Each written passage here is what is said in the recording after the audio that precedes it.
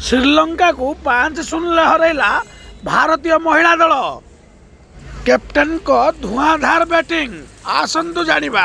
श्रीलंका और इंडिया मध्य 5 मैच विशिष्ट टी20 को भारत 5-0 जीति नहीं। इनिकिया विश्वकप जितिबा परे भारतीय महिला दल यह हूँ सबुठारु बड़ बोझ। एथिलागी भारतीय महिला क्रिकेटर को अभिनंदन सुଅ छुटुची।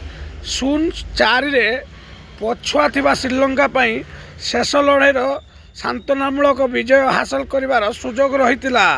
हेले भारत उभय बॉल और बैट रे चमत्कार प्रदर्शन करी एकदा दृढ़ स्थिति थिबा श्रीलंका को लगातार 5म मैच रे हराई देथिला। मंगलवार भारत टॉस हारी बैटिंग पई आमंत्रण पाइबा परे 41 रन ले 3 विकेट हराई संघर्ष करथिला।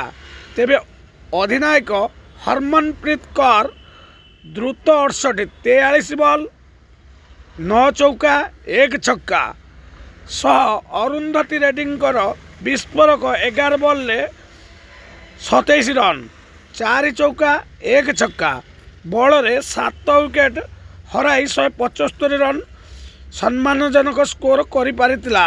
भारत जवाब रे श्रीलंका 7 रन ले प्रथम विकेट हराई आशा और आशंका सह आरंभ करथिला।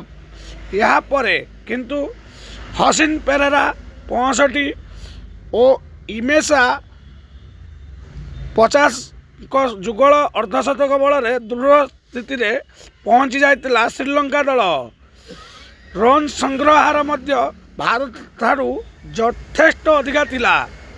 तेबे ठिकणा समय यही 2 जन को आउट करने पर मात्र 40 रन